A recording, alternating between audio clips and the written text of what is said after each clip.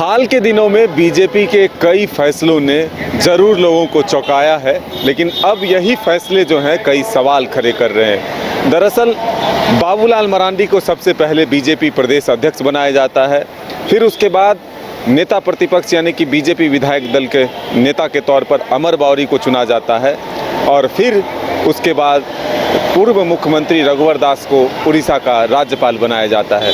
लेकिन इसी फैसले के बाद सत्ता पक्ष के द्वारा कई आरोप और सवाल जरूर उठाए गए हैं। दरअसल ये कहा जा रहा है कि बीजेपी अब दूसरे दलों के नेताओं के भरोसे ही चल रहा है। ये जो प्रमुख पद हैं वो दूसरे दल से जो बीजेपी में नेता आए हैं उन्हीं को दिया जा रहा है। अब इससे ये भी माना जा रहा है कि क्या पार्टी के जो ज़मीनी कार्यकर्ता हैं, जो बूथ स्तर के कार्यकर्ता हैं, जो अपने पूरे जीवन पार्टी के लिए दिया है, वैसे कार्यकर्ता क्या नाराज़ हैं या फिर उनके अंदर जो गुस्सा है वो सामने नहीं आ रहा है।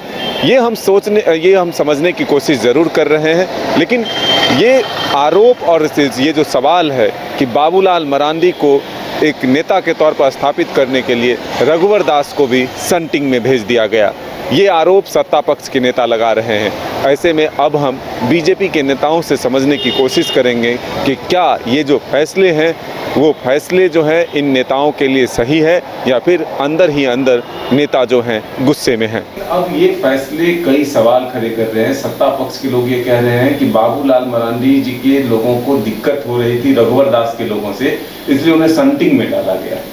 देखिए, भारतीय जनता पार्टी को जो करीब से नहीं जानते वही सिर्फ कह सकते हैं कि ये चौंकाने वाले फैसले, हम इनको बिल्कुल सामान्य फैसले मानते हैं। हमारी दुनिया की सबसे बड़ी पार्टी, हमारे यहाँ सबसे बड़ी पूंजी और हमारे यहाँ सबसे ज़्यादा महत्व कार्यकर्ता को दिया जाता है और पार्टी हमेशा नज़र रखती है कि किस कार्यकर्ता की क्या भूमिका है, उसकी क्या भूमिका तय होनी चाहिए। और हमारा हमेशा से अनुसूचित जाति, अनुसूचित जनजाति, पिछड़े वर्ग, महिलाओं पर विशेष फोकस रहा है। हम कांग्रेस जैसे राहुल गांधी, सोनिया गांधी, प्रियंका वाड्रा, रॉबर्ट वाड्रा वाले राजवंशी राजनीतिक परंपरा से नहीं आते जहां राजा का बेटा ही राजा होता है। तो हमारे यहाँ बिल्कुल प्रजातांत्रिक तरीके से चीज़ें होती हैं और पार्टी को जब जिसकी जो भूमिका सही दिखती है वो उसमें करते हैं।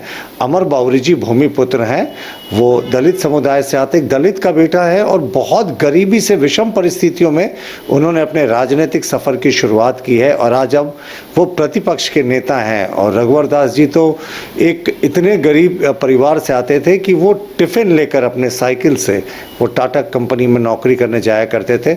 जिस व्यक्ति ने मंडल अध्यक्ष से अपने पार्टी के राजनीतिक सफ़र की शुरुआत की, वो उसके बाद मंत्री, उप मुख्यमंत्री, मुख्यमंत्री 5 वर्षों के लिए, उसके बाद राज्यपाल बनने जा रहा है। तो this can happen only in BJP ही में ही ये संभव है। लेकिन दूसरा, ये आपके कहने से हम मान लेते हैं कि ये संभव है, लेकिन दूसरा एक बड़ा सवाल है कि क्या बीजेपी के अपने नेताओं की उपेक्षा हो रही है? ठीक है, दूसरे दलों से आए, बीजेपी के हो गए, लेकिन जो कैडर कार्यकर्ता, जो जमीनी, तो इससे क्या जो जमीनी कार्यकर्ता हैं, जो बूथ स्तर के कार्यकर्ता हैं, उनको कहीं ना कहीं ये लग रहा है कि उनकी अपेक्षा हो रही है? देखिए, हमारी पार्टी राष्ट्रवादी विचारधारा से चलती है और हमारी ही एक पार्टी है जो जब से एग्जिस्टेंस में आई हो, जनसंघ का कार्यकाल देख ले या 1980 में जब भारतीय जनता पार्टी के मौजूदा स्वरूप की स्थापना हुई, तो अभी लगभग 43 वर्ष हो गए और जनसंघ के भी समय के लंबे कार्यकाल को जोड़ ले तो हमारा जो मूल एजेंडा है वो कभी नहीं बदला।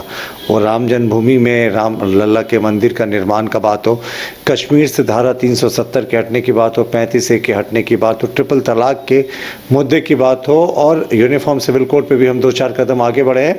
तो हमारा मानना है कि हमारे लिए पार्टी का राजनीतिक एजेंडा सबसे महत्वपूर्ण होता है।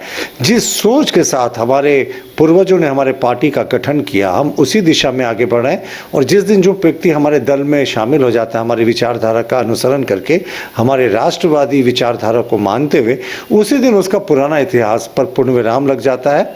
हाँ, और वो हमारी पार्टी का सदस्य हो जाता है। भाजपा में गुटबाजी नहीं होती, ये दूसरे दलों के एक्सपीरियंस के आधार पर शायद आप कह रहे हैं।